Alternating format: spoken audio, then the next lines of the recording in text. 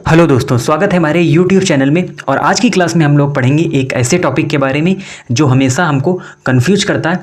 तो ये टॉपिक है यूनाइटेड किंगडम, ग्रेट ब्रिटेन और इंग्लैंड में क्या डिफरेंस है। क्योंकि जब हम ये चीज़ें सुनते हैं, इन देशों के नाम सुनते हैं, यानी यूके है, ग्रेट ब्रिटेन है और इंग्लैंड है, तो ये सभी चीज़ें हमको एक समान ही लगा करती हैं। हमें ऐसा लगता है कि ये सभी एक ही हैं, एक ही देश के अलग अलग नाम हैं। यूनाइटेड किंगडम, ग्रेट ब्रिटेन है, इंग्लैंड है। तो आज की क्लास में हम लोग जानेंगे इनमें क्या डिफरेंस होता है और साथ ही साथ हम जानेंगे यूरोपियन यूनियन के बारे में, जो कि एक संगठन है और ये क्यों इम्पोर्टेंट है। तो चलिए स्टार्ट करते हैं आज की क्लास को। और सबसे पहले आपके लिए एक क्वेश्चन, और क्वेश्चन ये है कि यूनाइटेड किंगडम में कौन शामिल नहीं है।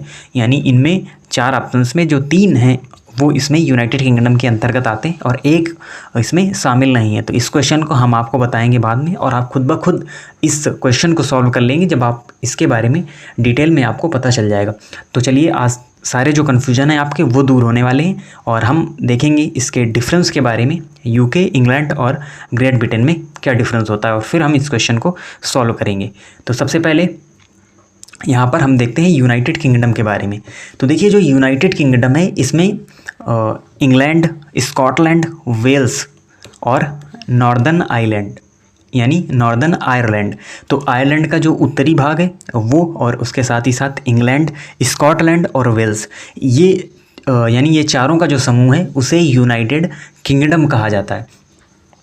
यानी कि इंग्लैंड अपने आप में एक देश है, यानी ये एक अलग कंट्री है। इंग्लैंड एक अलग देश है, स्कॉटलैंड एक अलग देश है, वेल्स भी एक देश है, और साथ ही साथ आयरलैंड का उत्तरी वाला जो भाग है वो उसे हम नॉर्दर्न आयरलैंड कहते हैं, और आयरलैंड का ये उत्तरी भाग है। तो इन सभी चारों को मिलाकर यूनाइटेड किंगडम कहा जाता है।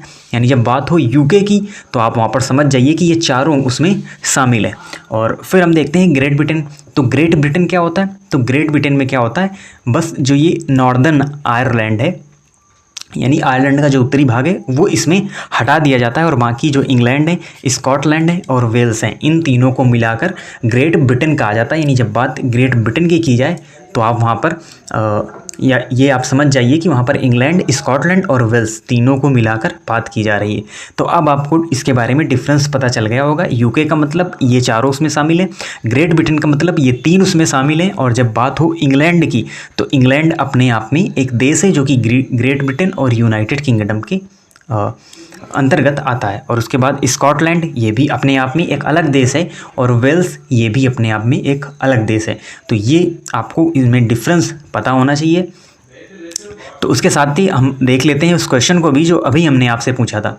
तो वो क्वेश्चन है यूनाइटेड किंगडम में कौन शामिल नहीं है। तो हमने आपको बताया यूके में इंग्लैंड भी शामिल है, स्कॉटलैंड भी शामिल है और साथ ही साथ नॉर्दर्न आयरलैंड भी शामिल है, बट जो इसमें शामिल नहीं है वो है आयरलैंड। यानी आयरलैंड का जो बचा हुआ हिस्सा है वो यूनाइटेड किंगडम में शामिल नहीं है। यानी आयरलैंड एक देश के रूप में यूनाइटेड किंगडम में शामिल नहीं है, बल्कि उसका जो उत्तरी भाग है नॉर्दर्न आयरलैंड वो ही इसमें शामिल है। तो ये बात आपको याद रखनी है अच्छी तरीके से।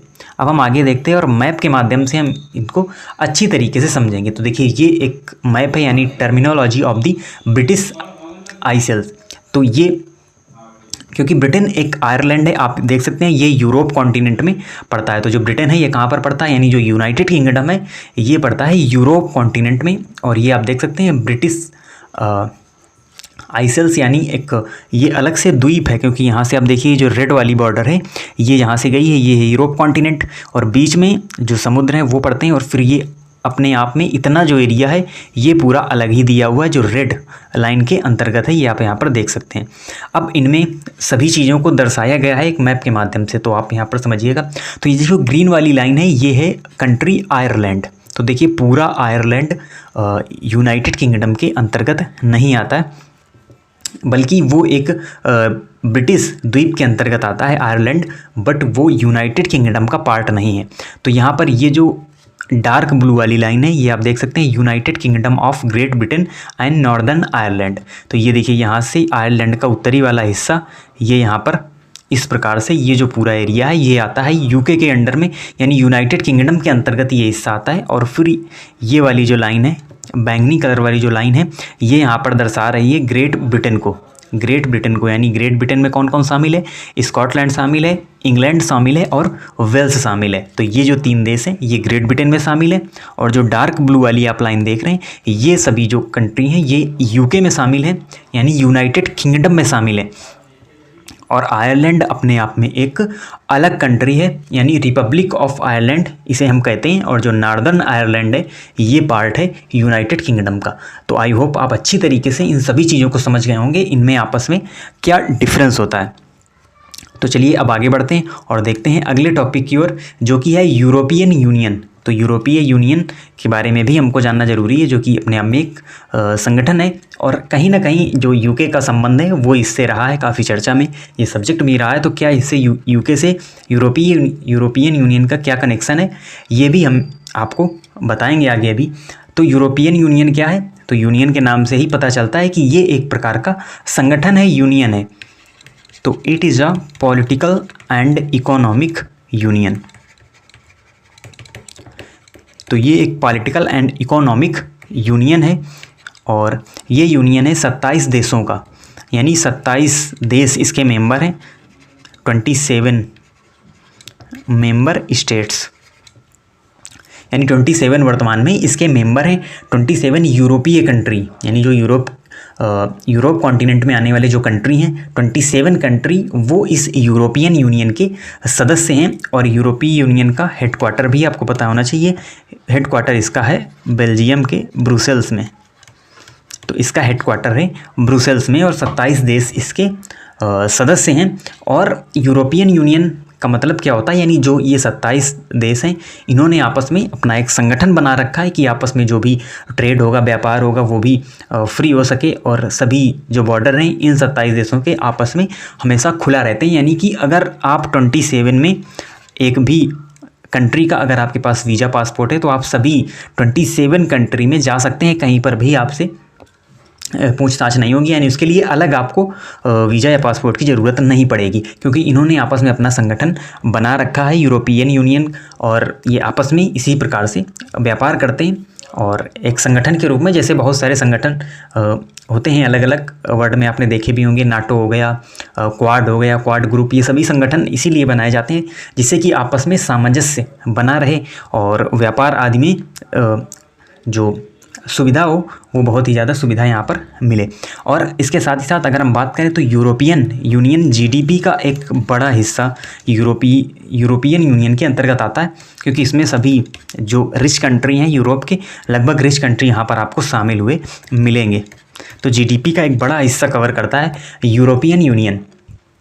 और इसके साथ ही साथ आपने देखा भी होगा बहुत सारे जो हेडक्वार्टर हैं अलग अलग संस्थानों की, वो चाहे जो यूनाइटेड नेशंस हैं यानी यूएन के जो बड़े बड़े ऑफिस हैं वो भी आपको देखने को मिलेंगे स्विट्ज़रलैंड के जिनेवा में।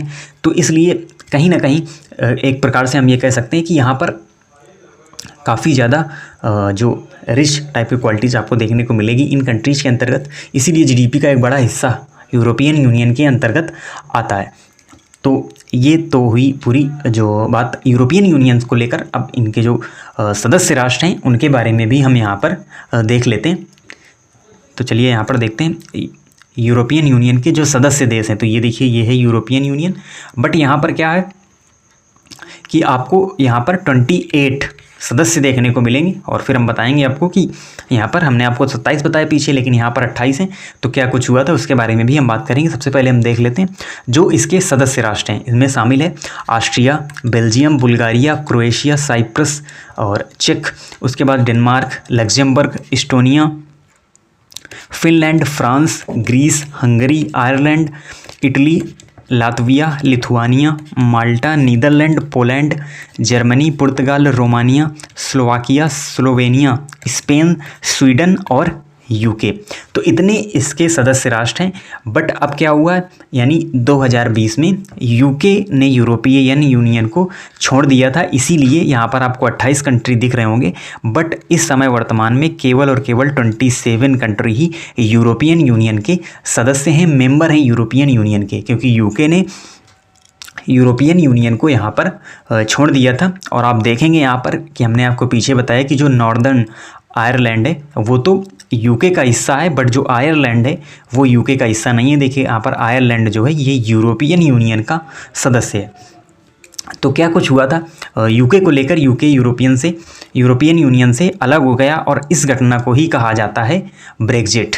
ब्रेग्जिट क्या है, ये अपने आप पे टर्म कई बार क्वेश्चंस पूछा गया है एग्जाम्स में कि ब्रेग्जिट क्या है, तो इसके नाम से ही स्पष्ट है, ब्रिटेन का एग्जिट, ऐसा आप याद रख सकते हैं, ब्रिटेन का एग्जिट। तो देखिए यहाँ पर ब्रिटेन ने यूरोपियन यूनियन को छोड़ दिया था, कुछ कारण रहे उसके, और वहाँ पर जनमत संग्रह हुआ, फिर वहाँ पर ब्रिटेन यूरोपियन यूनियन से अलग हो गया, या हम ये कह सकते हैं कि यूके ही यूरोपियन यूनियन से अलग हो गया था वहाँ पर। तो इसे ही ब्रेग्जिट की घटना के नाम से जाना जाता है। तो ब्रेग्जिट किसे कहते हैं, यूके यूरोपीय यूनियन से अलग हो गया था कब, 31 जनवरी 2020 को जो यूके है वो यहाँ पर यूरोपियन यूनियन से अलग हो गया, और इसे ही ब्रेग्जिट कहा जाता है। और एक बार फिर हम आपको उस मैप पर ले चलते हैं जहाँ पर आप देखेंगे कि जो नॉर्दर्न आयरलैंड है ये हिस्सा है किसका, ये हिस्सा है यूके का, और जो आयरलैंड है ये सदस्य है यूरोपियन यूनियन का। तो क्या हुआ कि यहाँ पर जब यानी यूनाइटेड किंगडम ने, यूके ने यहाँ पर यूरोपियन यूनियन को छोड़ दिया और आयरलैंड यूरोपीय यूनियन का सदस्य है, और ये जो नॉर्दर्न आयरलैंड वाला हिस्सा है ये तो इसी का हिस्सा है ना आयरलैंड का।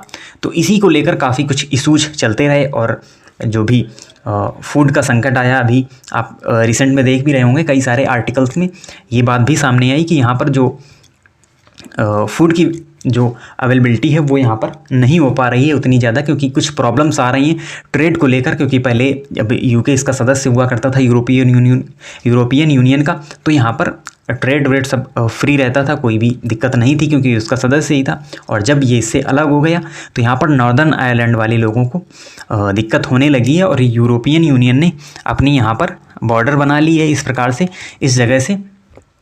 तो ये वाला हिस्सा यूके के अंडर से जा भी सकता है, क्योंकि कहीं ना कहीं जो आयरलैंड है ये यूरोपियन यूनियन का सदस्य है और यूके का सदस्य है नॉर्दर्न आयरलैंड। तो इसलिए कुछ ये इशूज देखने को मिल रहे हैं जो भी चर्चा में हैं, और आप अच्छी तरीके से इन सभी चीज़ों को समझ गए होंगे।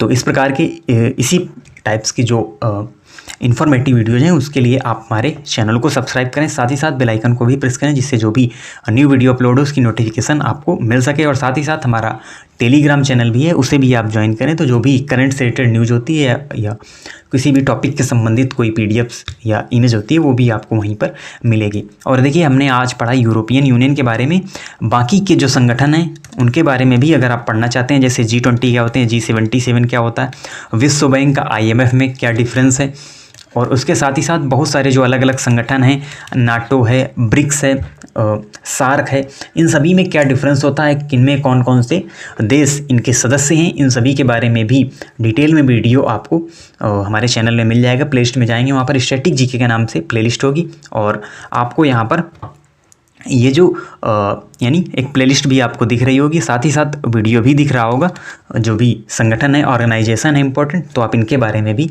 अच्छी तरीके से पढ़ सकते हैं। तो मिलते हैं आपसे नेक्स्ट वीडियो में, तब तक के लिए धन्यवाद।